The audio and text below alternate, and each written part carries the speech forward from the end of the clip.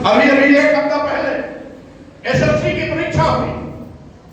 SSC की परीक्षा हुई, जिस पेपर को लेकर लीक आउट कर दिया गया, 9 लोगों तक गिरफ्तार भी हो गए। यानी ये केंद्र सरकार और प्रदेश सरकार आज आकंठ भ्रष्टाचार में डूबी हुई है। भारतीय जनता पार्टी की सरकार भारतीय जनता पार्टी के कार्यकर्ताओं और आरएसएस के कार्यकर्ताओं को मन चाहे जगहों पर बैठाने का पाप कर रही है। एसएससी की परीक्षा लीक आउट होने का मतलब भाजपा और आरएसएस के कार्यकर्ताओं को लाभ पहुंचाने का था। ये तो चूंकि देश के छात्रों ने हंगामा खड़ा किया, उन पर पूरी तरह लाठियां भाजी गई, लेकिन जब देखा पूरे देश में आंदोलन हो सकता है तो उसकी जांच हुई।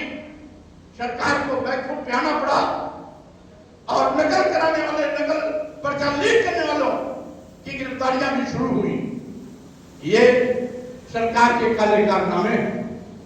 साथियों, यही नहीं, कहने के लिए सरकार का मुख्यमंत्री योगी है, एक मठ का मठाधीश है, लेकिन उसको प्रेम स्कूल से नहीं, प्रेम शराब की दुकानों से है।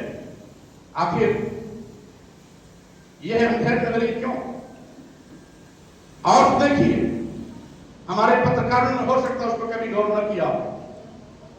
अगर एक और मॉडल स्कूल खुलते हैं तो दूसरी ओर मॉडल वाइन शॉप भी खुलती है, मॉडल बियर की शॉप भी खुलती है। एक और समन्वित स्कूल खुलते हैं तो दूसरी ओर समन्वित शराब की दुकान खुलती है। यानी स्कूल और शराब की दुकान योगी जी की नजर में दोनों बराबर है। आज शिक्षा का अधिकार खतरे में है, यद्यपि यह जनता के विरोध को, छात्र छात्राओं के विरोध को, जनता और अभिभावकों के विरोध को, अपनी जनता पार्टी के विरोध को देखते हुए सरकार ने फैसला अपना वापस जरूर लिया, लेकिन इनकी नीयत में खोट अभी भी है। यही नहीं साथियों, आप जानते हैं आज मोदी सरकार लोक लुभावने वादे तो करती है, लेकिन एक एक करके सारे वादों से मुकर जाती है, वादा खिलाफी करती है। आज योगी मोदी सरकार की प्राथमिकता जनता और उनके मुद्दे नहीं है, उनकी प्राथमिकता है अदानी और अंबानी की तिजोरी भरने का। आपने देखा होगा, पढ़े लिखे नौजवान जानते होंगे, हमारे अखबार नवीश भी जानते होंगे, जब से माननीय प्रधानमंत्री नरेंद्र मोदी जी प्रधानमंत्री बने हैं, इन्होंने देश को बेचने की शुरुआत कर दी। देश के सभी बंदरगाह बेच दिए गए, एयरपोर्ट बेच दिए गए, एयर इंडिया बेच दिया गया, देश के बहुतेरे रेलवे स्टेशन बेच दिए गए, कई दर्जन ट्रेनें बेच दी गई, एलआईसी जैसी बड़ी संस्था बेच दी गई। किसके हाथ?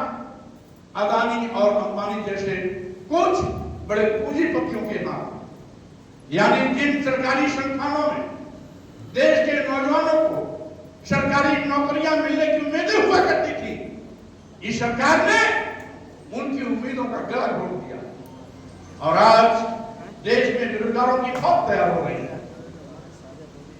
सरकार के पास देश के नौजवानों को रोजगार देने का कोई सोच नहीं है।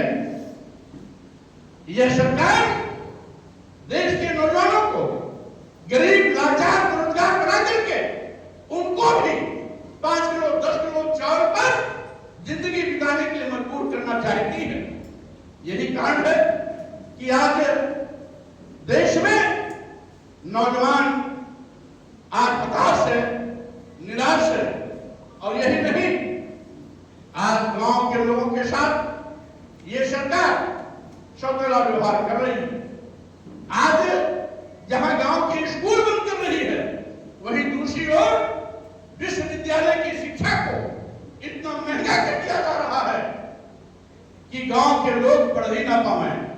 गांव का जो है मजदूर, गरीब, दलित, आदिवासी, पिछड़ा या गांव का कोई भी किसान अगला ही क्यों न हो, अगर उसकी हैसियत 25 से लेकर 40 बीघे खेती की भी है तो महंगी शिक्षा के चलते अपने बेटे बेटियों को विश्वविद्यालय में नहीं पढ़ा सकते।